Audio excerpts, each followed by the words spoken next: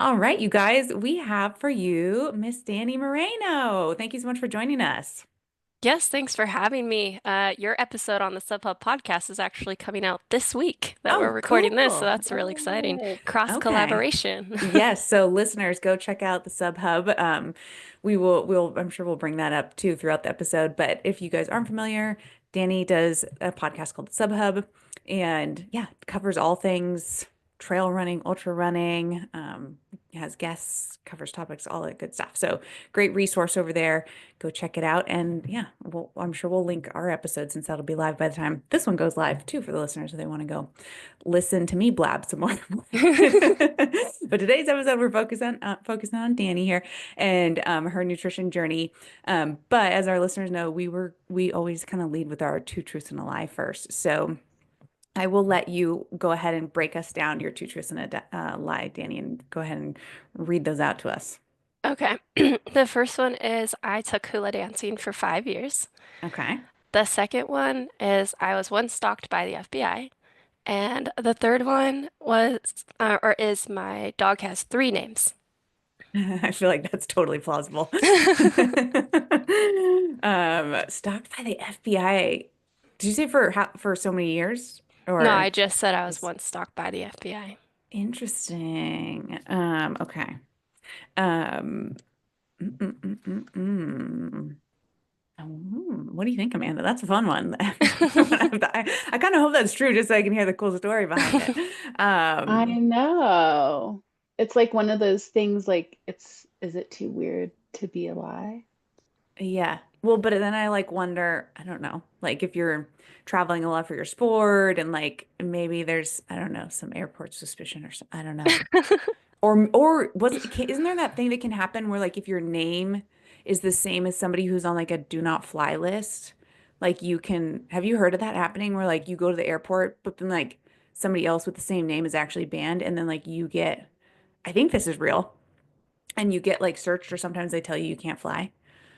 It Oh, wow. sounds real to me. And I mean, like, when people come across me, they think my name is somewhat unique, but in my high Mm. school class, there was like 50 Morenos and like five other Daniellas. So Oh, my name isn't really? unique where I'm from.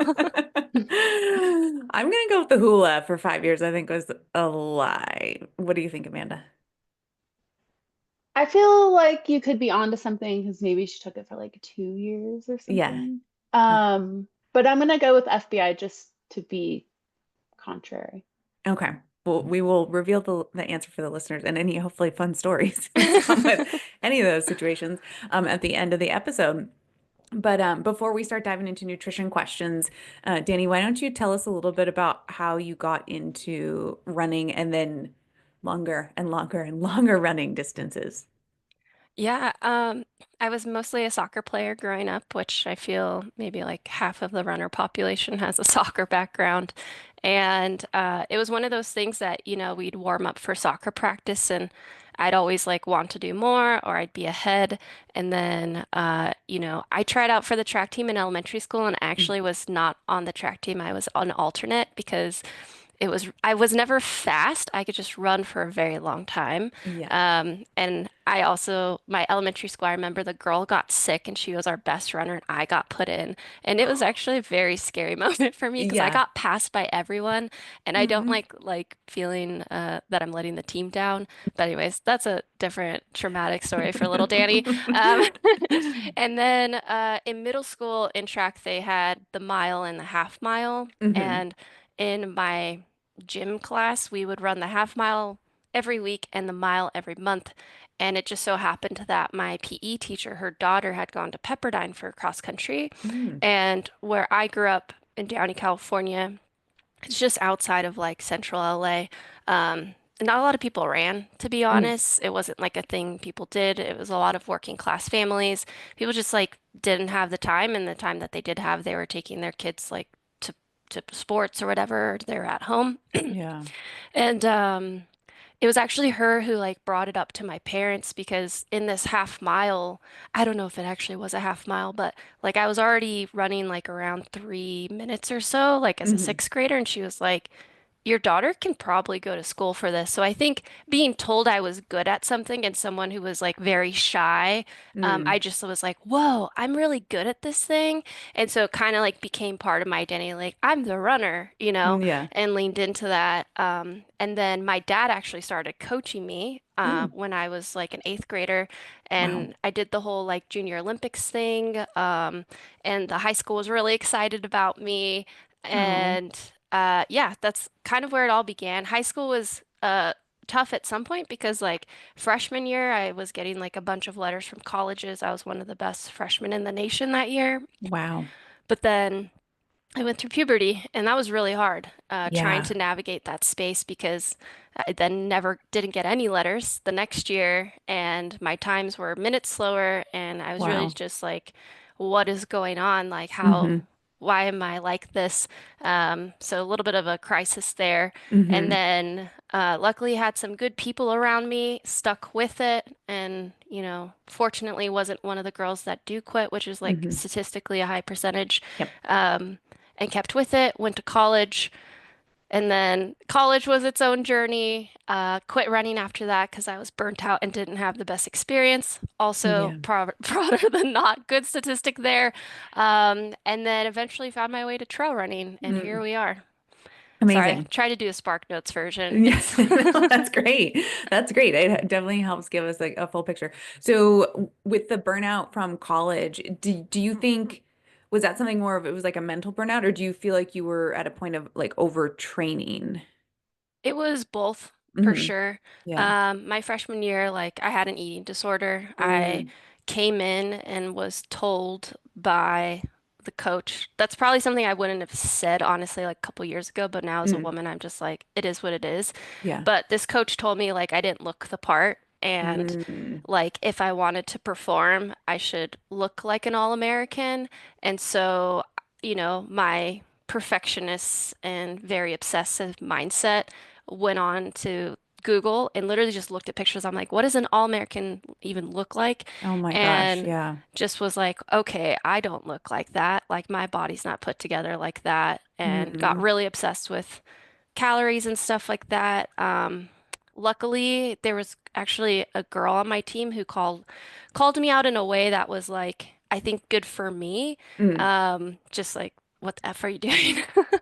Like, get your shit together. yeah. Um, and was really concerned about me, and other girls Mm, on the team were concerned about me. And so I kind of just like, it was almost like my little like dirty secret, to be honest, because hmm. obviously people could see, but not everyone was saying something. Hmm. So then I went to like the on-campus resources to kind of talk to them and was like, okay, I just need to pull my head out of this hole and start Hmm. eating more.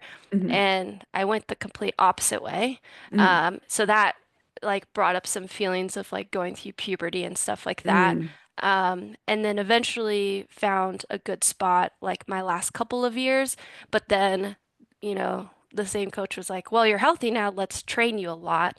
And mm. so then, as a fourth and fifth year, I was running 100-mile weeks, which is crazy. Wow. I haven't done like I just did that again this last year, so almost a Wow. decade later. Um, so it was a lot of stuff, and so I think it both physically, mentally, and emotionally just like destroyed my relationship with the sport. Hmm. Um, because then I got injured and I took some time off, and then Yeah. that like next phase of my journey, I think is where I had a little bit of, or a lot of healing with just like my relationship with food and like its role in Hmm. what I like to do. Yeah, yeah, definitely. Well, definitely, thank you for sharing that story because I do think that can be more common than we realize. And yeah, I certainly think it's important to be talked about so people know maybe when to notice those things, but also what actions to take. And you mentioned the injury piece. I don't know if you also lost your menstrual cycle, but that's certainly something we can see that could can further lead to the bone stress injury stuff too with individuals when there is like the low energy availability state. Um, and yeah, I think it's important to get ahead of that. When you mentioned kind of like going the opposite direction, did you I- I'm curious, did you feel faster or better at all when you started bringing those calories back in and that more energy availability, or what did you notice when that happened? Yeah, I I didn't like Hmm. I had been faster when I was lighter, which was Mm. an unfortunate like validation for that phase of my life. Yeah. But immediately once I was faster, then my energy plummeted. And Yeah. now I recognize what was happening, but in the moment I Hmm. was like, wait, I just like ran one of my fastest times ever in practice and like this next week I literally can't even run 12-minute pace. Like, what is going Yeah. on? Like, my freshman brain had no idea what was going on. Mm. So I started to like build strength, but I think I was still struggling with like that body image that I'm Yeah. like, well, when I was lighter, I was running faster, you know, want to Hmm. slap that Danny. But eventually, found a place that I was happy with. I still think that like that because that was my sophomore year. Hmm. I still think that, and I wasn't getting injured. That was probably the biggest thing is that I was Oh, actually yeah. able to run. Yeah. My freshman year, it was like injured, like 4 or 5 injuries in a row. Oh. Um, and my junior and senior year, I think I was doing a lot better, but now looking back, there probably was still some underlying things where I was like, still probably thinking too much about what I was eating. Mm. Um, but those were like my best performances in college, where it was Mm. like that junior and senior year. Yeah. Nice. Well, happy to hear that. So after college, take a break, and then did you start to get the bug again to start running? And then, I mean, when did that come along, and where did that start? What was kind of the first race you entered into after taking that break post college? Yeah, I think well initially I was thriving on no structure. Mhm. I was working as an outdoor guide and I was like, Cool. no coach is telling me what to do. Obviously that more reflective of my college experience. My high school coach was incredible and Mm. like I thank him a million times over for like being the coach that was there while, these young girls are going through puberty. Like he said the right things and stuff. Yeah. But yeah, post college, I was thriving with no structure. I was working as an outdoor guide and kind of like babysitting. And so I didn't have like a regular 9 to 5. And I got into like spearfishing. I bought a Cool. motorcycle. I was Oh kind my of just God. like, yeah, it was a fun phase of Yeah. my life where I got to just like do everything that I was told I couldn't do Yeah. for so long. So I felt like that was very necessary in the journey of Hmm. Danny. Um, I did start to do like stadiums. I don't know why. Oh, because I was gonna do Mount Whitney, and I was Hmm. like, I've never been that high in my life. Like I should hike and stuff. Yeah. And funny enough, I bought like one of those altitude masks too that Oh, like yeah. make you look like Bane. I don't know if those actually work, Yeah. but I was so obsessed with it. Yeah. Again, that's just like that is a big part of my personality, which I've come to terms with. But like, yeah, I had the whole Bane thing and I would just do stairs and stuff. And Wow. then I remember going to the running store in Santa Barbara and they had this poster on the wall called Santa Barbara Nine Trails. And it's a Mhm. it's a historic race in the area where you like go across the whole mountain range and connect Mm. all the trails. And I Cool. remember seeing it and it said 35 miles. And I was just like, that is so far, but that would be really cool to do. Yeah. And so I started to learn about trail running. And I think my first race would have been like maybe the January after I graduated. So it Mm. probably was like 6 months after. But I wasn't running. Like I just Mm. like signed up for it and went. And then I think I did another race maybe like a couple months after that. Okay. Um, and it wasn't until like the third or fourth race where I was like, whoa. I kind of want to like be better at this. So Hmm. I'm going to start trying it out. And so I self-coached myself for like a year. And by self-coaching, I was literally just trying to get a Strava segment every day. Um, and if I didn't feel like running, I just wouldn't run. Yeah. And I just started to fall in love with it. I was like, whoa, this is so Mm. cool and different, but it like I can still use my like running fitness from college in a bit. And I felt like that eventually ran out. And then I was like, oh, I should get a coach and find somebody to work with now. Yeah. Wow. Mm. Yeah, the coaches can certainly make a difference for sure. And yeah, with just like not overdoing it or making sure your easy runs are easy, and yeah, keeping you accountable. And those were all trail races that you signed up for? Yeah, I did one road half in Hmm. Ventura. that I used as like a workout before a trail half marathon. Nice. And once you started progressing in your racing, trail racing, what was I mean, you obviously enjoyed it. It sounded like it was fun for you, getting back into the swing of things, maybe different than when you were in college, you weren't doing trail. That was all track, right? Yeah, I mean, we ran on trails, what I would now call trails, Yeah. but those were just like our training grounds. Yeah. Yeah. Okay. And what was the kind of the first race where you noticed your performance was getting closer to that podium potentially and triggered maybe that like, whoa, I want to get up on that podium. Yeah, I honestly would need to look back at like my ultra sign Your up, whole setup. but sorry. No pressure. But what happened was, and this is kind of an anomaly instance, but I think in my third trail race ever, Hmm. um, here, we'll look at it really quick. I did this race in San Francisco, Oh, and nice. at the time it was called oh no, it's called the Marin Ultra Challenge. Oh wow. Mm, Oh yeah. Okay, so it was my third trail race. We'll say fourth because I also did a local Santa Barbara thing in there called okay. the Pikes something challenge. Hmm. Um, long story long, so this is in March of 2016. Okay. Wow, so it was only 3 months after the first race. Wow, you guys are kind of helping me with this. So I was in San Francisco, and obviously I'm working as a guide and a babysitter. Santa Barbara's a pretty expensive place to live, Mm, and I noticed that there was this race going on while a couple of my friends and I were going to San Francisco for like the weekend hmm. and there was prize money and I was like, "Hey, would you guys be cool if I went and did this race and then I'll go meet you guys later?" Because there was like a $1,500 prize or $1,500 first place.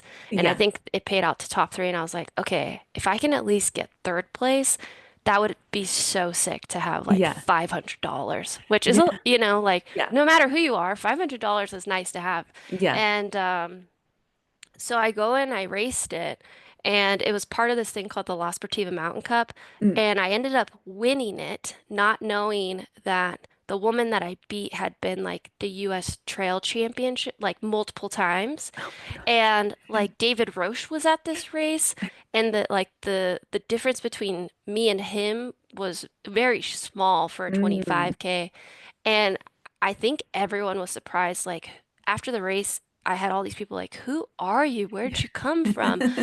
Just being exposed to this world. Because the other trail Yeah. races I did only had like 50 people in them. Like they were Hmm. super small local ones. Yeah.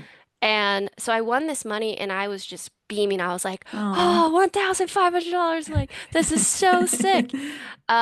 And then I got sponsored after that, which is Mm. crazy. So I Yeah. got sponsored by Rabbit, which is a Mm. local company based out of Santa Barbara, but then Hoka reached out Mm. to me. And so that's why I'm saying like it's kind of this weird like right place, Yeah. right time, like Yeah.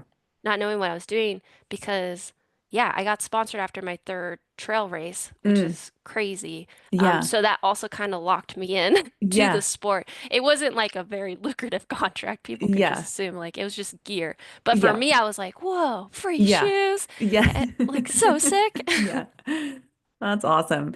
Is that something where, I mean, yeah, when you with a race like that third race you did where all these sponsorships coming in, do you think from a mental lens, when you think about races since then, do you feel like there was a lower mental stress or maybe even just like knowledge on the competitors on the course and that kind of stuff and going into it a little bit with more of like a free mind in a sense with like not super huge expectations versus maybe races now where there's like I know who's going and I know what their skills are and when I want to pass them here or XYZ. Do you feel like there's a different mental outlook on that race versus since then? Oh, totally. Yeah. Yeah. I would say probably until 2021, I've had a different mindset going into races. Like Mm, it was more for, like, it's still for fun, but I mhm, think I had a really long runway. mhm, It's like, okay, now at this next race, I'm going to try and be top 5 in the nation, Hmm. and that was a big deal. Wow. But like as time has gone on, it's like now when I'm lining up for races, it's like, okay, I'm trying to beat the best trail runners in the world. Like that, the runway has become shorter and shorter. And Mm-hmm. so my perception of like what is a miss and not a miss has definitely changed. I think now I have higher expectations for myself, but also it's like my job and I want to do well at my job. Yeah. And whether I was in a different industry or not, I'd probably be the same. Like as you work up your Hmm. ladder or your org chart, it's like you want to do a great job. Yeah. So yeah, it's been a big change, but I mean, I still have just as much fun training and stuff like that, but the race mindset is different for Yeah. sure. Yeah. Okay, so we have to talk about nutrition, obviously. Yeah, So at some point. at some point we'll get there. So talking about that evolution of racing and getting to where you are now today, how has your nutrition changed? Even all the way back, I know we talked a bit about college, but maybe fueling for the track and field sport, or if you were doing that at all, and then maybe your first couple longer races, what was that like to today? Yeah, I mean, when I first started, I did not eat at all. Yeah. But I don't know if that was necessarily a symptom of my relationship with food, because I would Mm, say my relationship with food became the best it ever was in that time I wasn't running. mm, Um, I think also because I got really into spearfishing and I just realized like the more fish and like ocean dwellers I would eat, the better I felt. And that's so I awesome. started to see like these correlations like, oh, when I'm eating a lot, I can spearfish, climb, and go run in the same day versus feeling like tired after the first activity. And Yeah. so I think that helped tremendously.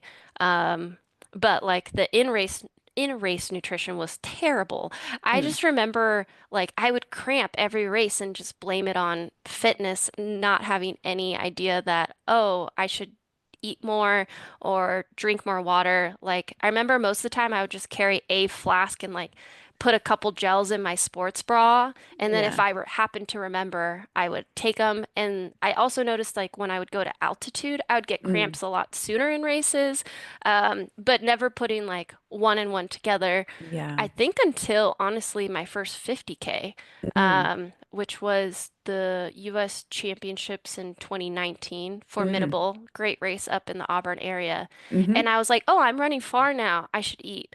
Yeah. And that kind of flipped my world upside down because I Yeah. was really into like training my gut and asking all these ultra runners, like, how much do you eat? Like, I Yeah. need to try and eat that. And then, over time, I'm like, oh, I should also eat for short races. Like that would probably help me because I Mm, feel so much better now. Like into a 4 hour long run, I'm hmm. eating the whole long run, but the races I've been doing are still like the first half of this long run. So I Yeah. started to come to terms on my own. I wasn't like myself going out and seeking scientific uh, Hmm. information about it. And yeah, so that's when it started to help me quite a bit. Amazing. So with racing kind of now and what you've evolved to from like a gut tolerance lens, what are you trying to target? Are you trying to target so many grams of carbs per hour, or is it more like we've talked to athletes and they're like, I just try and eat as much as I can when I can early? Like, what is your approach when you're racing? Yeah, at this point, this last year I worked a lot on my gut, Mm, and I did some tests where I was doing like 120 grams of carbs hmm. per hour, and those were rough. Yeah. I don't know if my body liked that, Yeah. and also training for OCC, which is kind of the championship 50K-ish distance. That's 55K, Hmm. end of August each year in Chamonix. Hmm. Um, I was trying to aim for 90, but again, I think on the day I should have just stuck with 60. So Mm, I think for so many years, I think in the like tw 2021 to 2022 time frame, maybe even to 23, like I was a lot more flexible. Like as the hmm. race would go on, I'm like, oh, I'm full. Whereas Mm, this year, I think everyone being like 90 grams is the gold standard. I started to like make mm, that. I'm like, I need to be getting 90 grams or else I'm gonna mm, die. Um, and so, yeah, this year I'm working again on like no, you don't have to have 90 grams if it's not feeling good. hmm. If honestly, you can hit a wall if you're eating too much too, which I Yep. know you know this and Yeah. you guys Yeah. know this. But like as someone who is, using my own self as my study or my case study, Hmm. I'm like, okay, if you don't eat enough, you're gonna hit a wall. If you eat too much, you can hit a wall and potentially have some GI issues. Not good, Yeah. like I haven't had those, but like finding that sweet spot. Hmm. So I think this year, especially, it'll be like working with someone, but getting a little bit more tests like through Yeah. Terex and stuff Yeah. to really figure out what works for me. Yeah, I think that's great. And with your fueling, do you have specific products that you prefer or like or that are your go-tos? Yeah, so I use Never Second, which I Mm. love. And I found that alternating between the drink mix and the gels really work for me. Hmm. So thinking on kind of my last, let's say, 5 races, the best ones I have found are when I load the first 2 hours with drink mix and Mm. then switch to gels, Hmm. and just kind of like dose it after that. Yeah. I don't know if that's correct, but I just have found I feel really Yeah. good. Like I almost like think of it as front loading. Like I eat a Hmm. lot the first couple hours and then I'm just able to race Yeah. better and then I just kind of baby bird it the rest of the Yeah. way.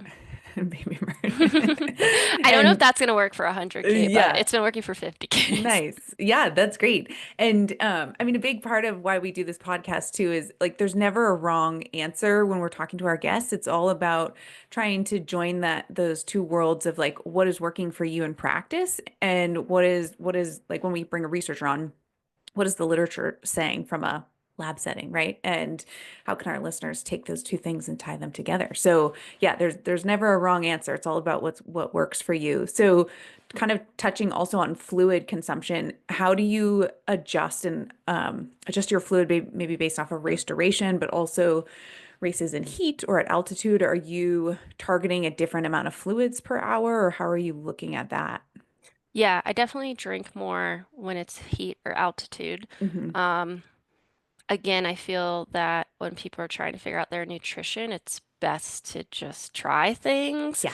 hopefully in practice, but sometimes you find out the hard lessons in races too, Mhm. because it's really hard to replicate a race in Yeah. practice. Like it's the intensity, the nerves, the start times, so Hmm. many things. And so I learned a hard lesson last year at, oh wait, wow, it's 2025. In 2023 Yeah. Boston Marathon, Mm. I had been practicing with like a certain amount of liquid to, powder ratio Hmm. in all of my like longer marathon efforts. Granted, I was training in a pretty dry environment in Hmm. Bishop. And so Mm. I'm like, this is what my gut is used to, et cetera, et cetera, et cetera. Come race day, just like a robot, I'm like, this is what I've been practicing, blah, blah, blah, blah, blah. Like my stomach's gonna be okay. It was raining and so cold. Yeah. I think just the moisture and everything, I Hmm. had such a hard time actually Mm. drinking those down as the race was going on. Yeah. And I was getting a little flabbergasted during the race and I was like, you just need to keep going and eat what you can. Mm. But talking to other road marathoners after the race, they're like, "Oh, you should have made it more concentrated." And I'm like, "Duh, Danny." Like it's just one of those things that I'm like, I wish I would have thought about that beforehand. Hmm. Um, but yeah, you live and you learn. Yeah. So they were saying cooler environment, make it more concentrated, drink less fluid ounces over time, but get more like Exactly. the same amount of carbs. Yeah. Exactly. Yeah. Yeah. Yeah. Shoot. Yeah. That is a tricky thing. I tell all my clients, like, once we do some sweat testing, just keep in mind and we design a race, like, it's going to change for every single race you do because I imagine every race you do is not going to have the same temperature or the same Yeah. altitude or the same duration. Yeah, so it is something, yeah, to finesse and like you're saying, test it out and figure out, certainly from a gut training lens, like what is tolerable and then how do you adjust that for race day itself. Um, Yeah, with it's funny with trail running too because like depending on the terrain, you take the Canary Islands, like you could start the race and it's cold, like you're yeah, shivering, and then halfway through the race it's 95 degrees Fahrenheit and it's dry and it's arid and you're at yeah, 7,000 feet on top of a volcano. yeah. And so whereas, road running relatively, you're kind of in the same Hmm. microclimate the Hmm. entire time, depending Yeah. on the course. There might be some anomalies, but Hmm. that's another fun thing to try and figure out trail running. And you have night racing, you have day Yep. racing. Man, we just make it really hard on Yeah. ourselves. Yeah. You just need lots and lots of data so you know how to how to plan. Okay, so we talked a little bit about the during training nutrition and hydration. What is your kind of like go-to, whether it's a meal or top off for just a standard training session? Yeah, this is something I think I am actually an A plus student in, maybe. Um, After talking to you, I was like, okay, there's still some more adjustments to be made. Oh. But I have 30 grams of between 30 and 40, actually. I found that my body really loves protein. Like I Yeah. thrive off of fat and protein, Mm-hmm. which makes it hard at times because I'm like, girl, you got to eat carbs too. Yeah. Like if I had it my way, I'd have like steak and olives every Yeah. night or something. It's like, oh, you need potatoes, you need some Yeah. other things. But I digress. Post workout, yeah, 30 to 40 grams of protein, depending on Hmm. like how long I was out there. If Hmm. I am doing, say it's the summer and I'm doing like a backcountry point to point or something like Mm. that, I'll make sure to have like a sandwich or a smoothie prepped to have a little bit after that protein. Yeah. Um, but yeah, that's usually my go-to. And I have protein after every dang thing. And then lately, I've also been bringing Bobo bars with me. Like Yeah. after our talk with you, where I'm like, okay, get the Yeah. protein in, but like also get some carbs in Yeah. afterwards. So whether I'm doing like a 30-minute swim Hmm. or just going to the gym and doing some core, like I religiously always have my protein with me. Nice. Is that a never sec? Does never second have a protein? Yeah, and it's Okay. really good because the leucine, how do you say Oh, that? leucine. Yeah, the amino acid Leucine, leucine. Hmm. yeah, it has like a good amount of that, Awesome. which I think is good for That is delivery. important. Yes, you are Yeah. A plus student, right, Yay, gold Danny? star. Yeah. Yeah. Leucine for our listeners is that amino acid that's going to trigger muscle protein synthesis. So you need a certain amount of that. Basically, there's a minimum load, and we see that actually increase as we get older. We need a greater stimulus or larger dose of leucine in combination with a complete amino acid profile. So you can't just like buy a sole leucine supplement and just chug that down. You actually need all your amino acids too, but a certain minimum for leucine. So yeah, that's a great job. And then yeah, when you bring those Bobo's bars, and those are really handy because They I are. think They're most of them have dense. like, yeah, like 50 grams of carbs or 40 to 50 grams of carbs, I think, in some of those things. So it's a good, yeah, good glycogen replenishment source. And then touching kind of on the pre side of things, what do you typically train early in the morning? And if so, what would you consume before you head out the door? Yes, I'm one of those people that would love to be a morning person, but my body clock hates it. Yeah. And that's actually honestly been a huge game changer since Mm. I used to work as a senior program manager in the tech industry, Wow. and I would be forced to like go in the morning or go really late at night, which I also Mm. don't like late night. Yeah. Like my thrive time is like 9 a.m. to noon. Like Yeah. I feel like I can get the best out of myself. So that's been nice. But yes, I always try to have breakfast before.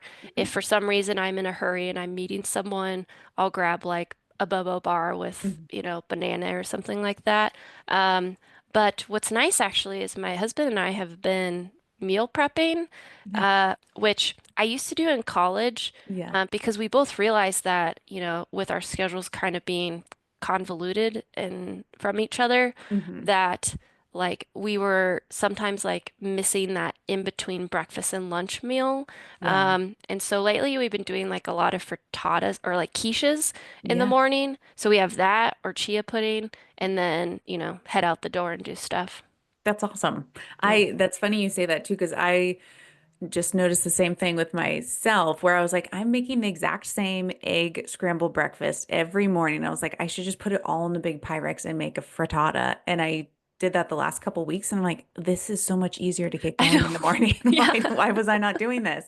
So like every morning making a scramble. And yeah, so definitely recommend that if people are doing eggs every morning or some form. Okay, so how does something like that Bobo's bar, or you talked about the frittata stuff. What is the difference when we're talking about like a race morning? Yeah, it's funny because they say don't change anything on race day, but my race day meals, I probably eat like, I don't know, 10% of the time outside of Yeah. race day. But tend to do like an oatmeal, like a couple of Hmm. oatmeal packets, Hmm. usually that have like the dried fruits in them. I think the Yeah. Kodiak ones are good because they Mm. have protein in them. Yeah. So I'll normally just do a couple of those and maybe like a banana on the way to the start. Nice. Do you ever top off? It sounds like you do the banana, like you're saying on the way to start. Do you ever top off also with gels or anything like that before you start? Yeah. Yeah, so I have found that if I have a gel like 10 minutes before the start, Hmm. not really more than that. Like I feel Yeah. like I've come down when I've tried to do it too early. Yep. So between like 5 and 10 minutes, I found is like my sweet spot. I'll have like a caffeinated gel right before we get going. Hmm. And then, obviously Yeah. the plan takes from there. Nice. Talking about the caffeinated gels, how do you use those when you're racing? And if so, how do you distribute those like during a 50K? Yeah, so I'm very caffeine sensitive. Mm. So I have one caffeine gel per hour. Okay. Unless I'm just like I need some energy right now, which has only been a couple rare instances at the end of Hmm. races, then I'll take a little bit more caffeine. But there's the fruit punch one from Never Second, which is Hmm. nice because if I'm putting my gels into a water bottle, then I just do one of those and then I do two of the normal ones, which is Hmm. cool. And those have 75 milligrams of caffeine per gel. Yeah. Nice. But I've Awesome. heard of some people taking a ton of caffeine. Yeah. Yeah. There's like science behind it and stuff. I just haven't ventured down that route just because I already feel like if I do more than that, I'll start getting real jittery. Yeah. There's I don't know if you've ever done 23andMe or one of those kind of genetic testing, but if you have, you can search your it's called your CYP1A2 gene, CYP1A2 for our listeners. And that's how if you did, will tell you if you're a fast or slow caffeine metabolizer.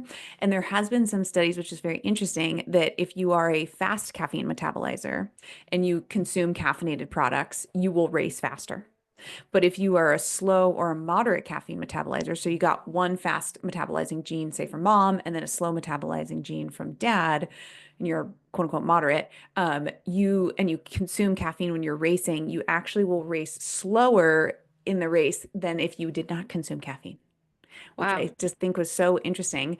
But there's this aspect of maybe you're a fast caffeine metabolizer, but you can also have, there's another gene, I think it's called Adora, Adora, which determines your anxiety like progression following caffeine consumption. So if you are homozygous, so you have carry both genes, so positive for Adora, you would get increased anxiety with caffeine, even though it could potentially support your performance. So yeah, I think it's important you pay attention to those things. A lot of times we don't have to look at your genes because you know how you feel. Yeah. Um, Well, that's super interesting because I used to try and drink coffee before races, but now I don't. Like, yeah, I get such a high fight or flight mechanism yeah, pumping through my veins come race day yeah. that like caffeine, it's like if I want the taste of it, I'll have decaf Hmm. because I do like having coffee throughout the week. Hmm. But yeah, and then I have that one calf gel right before we start because if I took it too early, not only does it come down, but to that, like I just feel like I get super Yeah. jittery. Yeah, yeah. So talking about caffeine, so it's one of the top five like studied ergogenic legal for sport supplements. Do you rely on any other things like I know sodium bicarb has been really popular or beta alanine, gosh, nitrates. Like, do you utilize any of those in racing or training? Right now, no. I was thinking about venturing, trying to do more research on the sodium bicarbonate again, Hmm. because when it initially came out, I was like, I'm not a power athlete. Like, I'm out there for many hours. I don't know Yeah, how this is going to help me, but I do know a lot of people use it, so maybe I need to. I've been thinking about revisiting that. Beta yeah, alanine, I took a bunch in college, as we said on my episode. I used yeah. to. Oh my gosh, I have horror stories of just getting so jittery while trying to That's study for right. finals Yeah. and then the caffeine, it all makes sense now, doesn't it? Yeah. Well, for your listeners, I was studying for finals and my team was really into beta alanine. If you've ever taken too much, you get like these pinny needles feeling, like Tingles. it's tingles Yeah. through your body.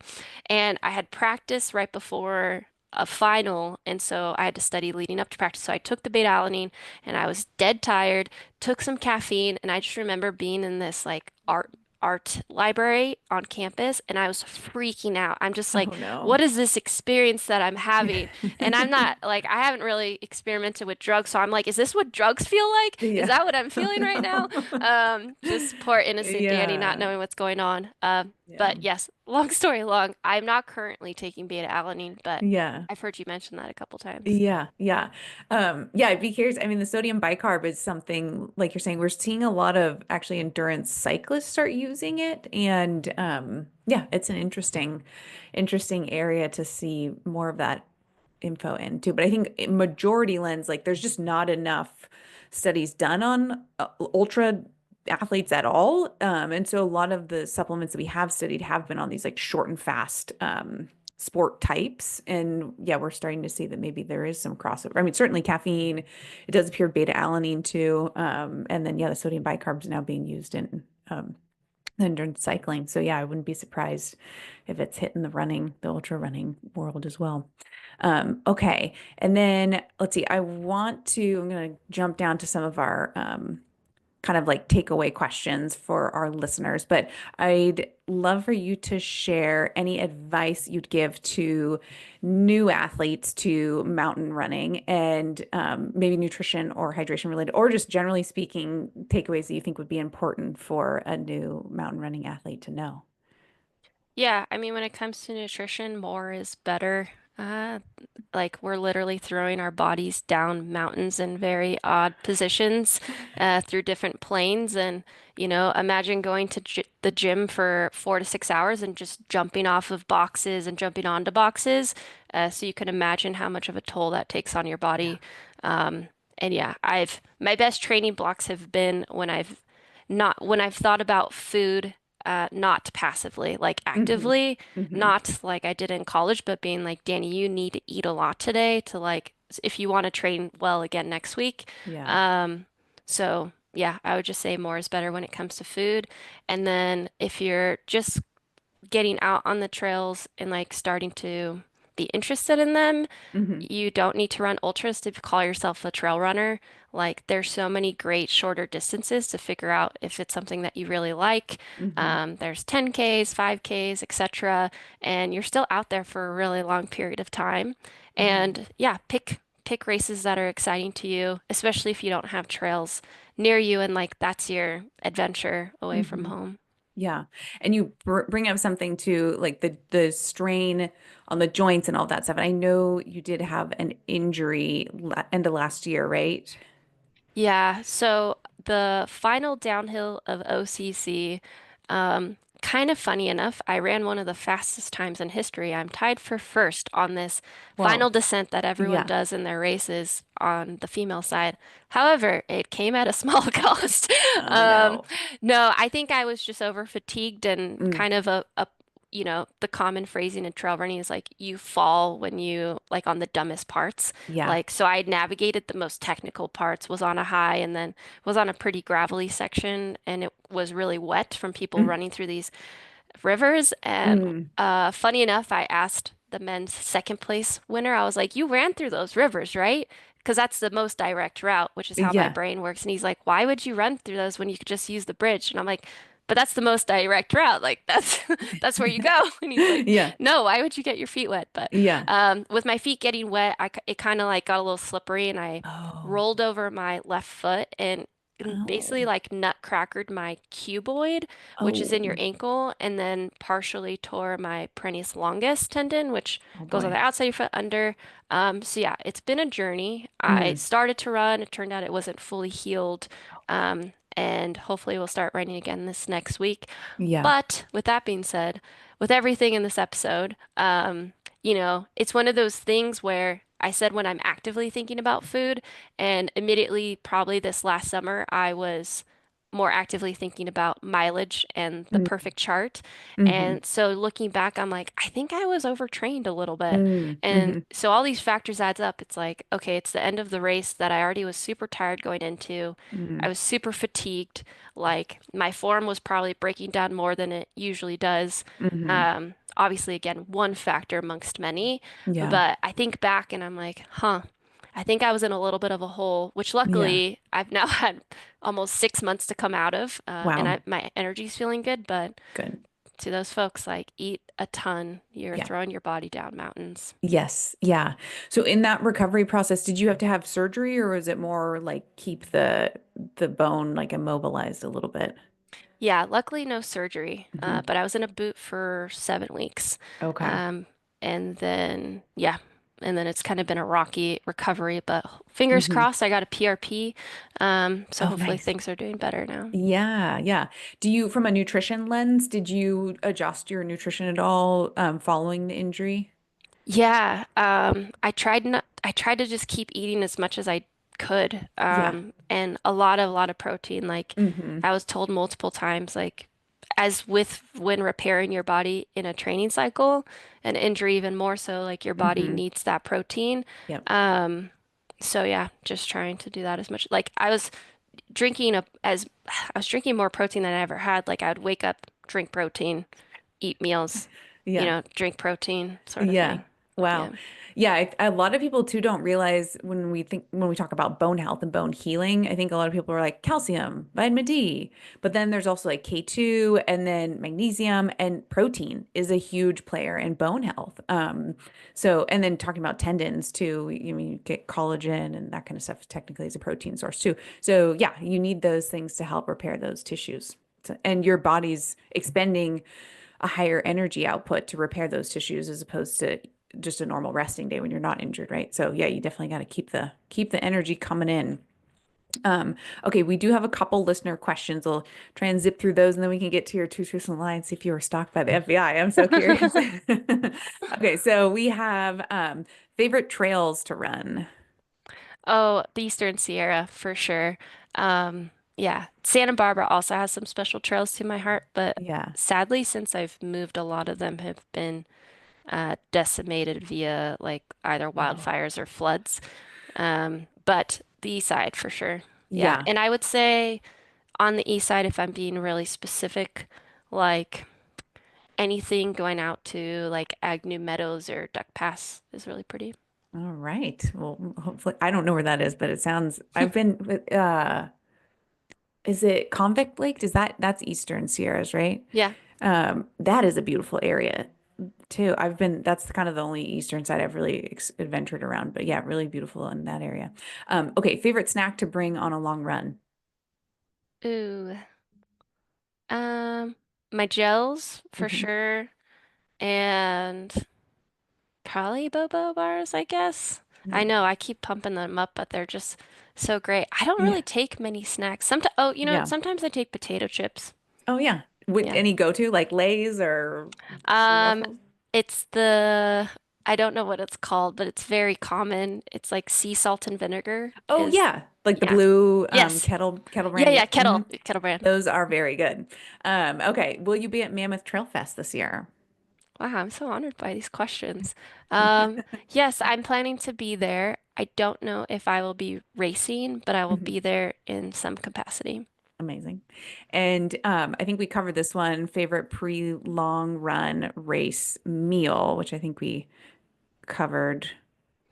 Was the oatmeal and stuff like that, or was Basic oatmeal. yeah. I'm not too Yeah, exciting. amazing. Okay, I'm gonna jump back to our two truths and a lie. So we had that you did hula for 5 years. Your dog has three names. That you were stalked by the FBI. I thought the lie was the hula. Amanda thought the lie was the FBI. Which one was it? The hula dancing. Was the Because, lie? yeah. Because I think Amanda was onto it because I took it for 7 years. I didn't take it for five Oh my years. gosh. Wow. That's so I mean, all cool. your activities that you do, it got me thinking when you were talking about the spearfishing, that's got to be really good from a lung capacity, right? They say like free divers and stuff have really good lung capacity. That's got to transfer, I imagine. Yeah, when I was doing it, yeah, I got to the point where I could hold my breath for a really long period of time. Now we live in Wow. the mountains, so I don't really go, but Yeah, yeah, that part of my life in Santa Barbara, like I was getting really good at that, that's which was cool. cool. Okay, we have to hear about your dog's three names and this FBI FBI. situation, if you're allowed to share. Well, in true millennial 90s kid fashion, my dog is my kid right now, and Yep. so my dog's name is American River Phoenix. It doesn't get more hipster than that. Love it. Sorry, not sorry, everybody. Yeah. And then, well, to elaborate on the hula dancing, my grandma grew up in Kauai, Oh, and she nice. actually came to mainland USA after the bombing of Pearl Harbor. They all Wow. boarded boats and came here, and so that's how that side of my family made it to California. Wow. And so she was a big influence on me taking hula Aw. dancing, which is cool. Yeah. And then this is wild. So, how do I explain this? I grew Also, your mom was LAPD? Yes, both of my parents were LAPD. Oh my gosh. So my mom was a highway patrol officer, and she was actually the first female ever in the where we live up here in Marin County, patrol officer. But they sent her to East LA, was like her early year stuff. You could have some That's badass so parents. cool. Yeah, that's crazy because my mom and my godmother, like all of my godparents are cops or like have some Yeah. relation. My mom and one of my godmothers were the first two female patrol car. And so I'm curious, like your It's mom probably must around the be of the same same time. era. Yeah, Yeah. that's Yeah. so cool. Yeah. My mom was born in 56, I Okay, think. I think my mom is 62, maybe. Okay. I think, So, yeah. yeah. I think she's 65, something like that. I might be doing my math wrong, but somewhere around there. And Yeah. but she got right into it when she was like, I think she went to the police academy when she was like 19 or 20. Like she Yeah, went, yeah, my parents too. Like they yeah, joined super young. What's yeah. funny, we didn't touch upon this, but like trail running was a big fork in the road for my life because I Mm. actually applied to be a police officer in Santa Barbara. And this was funny. I had just started trail running and I was like, I actually wanted to be an FBI agent. So I studied political science and history in Oh my college gosh. with the Yeah. whole goal of like, I'm going to be FBI, I'm going to be FBI, blah, blah, blah. And Was this before or after you knew you were getting stalked by them? this was after. I was like, Okay. that was so impressive. I'd love Yeah. to do that one day. No, I'm kidding. Yeah. And so yeah, I wanted to be FBI agent, and I knew the best route was, or for me, was to be a police officer and then apply, Hmm. because anyone that's looked into the FBI, like there's various sections of the FBI. So you could be like a linguist or work in Hmm. finance or computer science, blah, blah, blah. But I Yeah. wanted to be like a field agent, you know? Hmm. And so I got not the callback, but an Hmm. email saying like, "Hey, you're invited to come take the fitness test." Mm. That same week, I got an email from my what ended up being my tech job, Oh. being like, "Hey, we'd love to hire you." And Yeah. so it was this crazy moment. And then I Yeah. also had my Hoka sponsorship Yeah. where I'm like, what do I do? Like, Yeah. this is something I've kind of wanted to do my entire life, but this new opportunity that's risen, like, I get to travel the world and run. Like, that's so Hmm. cool. I never thought that was going to happen. And so my initial plan was, okay, I'll go work this tech job for Hmm. a couple of years and then I'll go to the police academy. Hmm. But that never Wow. happened. Yeah, it's Wow. crazy. That is wild. Well, this is I think Sorry. the end of our episode has been so exciting. I feel like with all this. So hopefully our listeners hung in for all that You fun forget stuff about because nutrition. Let's talk yeah. about the Yeah, FBI. let's talk about your being stalked by the FBI. We could do a whole episode on that. This has been super fun. So where can people find you, follow you, listen to you, all that stuff? Yeah, thanks. So on Instagram, I'm at Dan underscore Yell, Yell underscore A. So it's my full name, but I don't know, creative, I guess. And then we also, for our podcast, are at the SubHub Pod, which is also on Instagram. So those are the best ways to reach me. And then if you want to email me, I also have a website, dani-moreno.com. And if you go to the contact us, it comes straight into my inbox. Perfect. Well, we will link all that for the listeners in the show notes, and they can follow you, listen to you, all that good stuff. I definitely recommend you guys check out the SubHub podcast. And thank you again, Danny, for joining us. We're super excited to follow along your journey this year. Yeah, thank you for having me.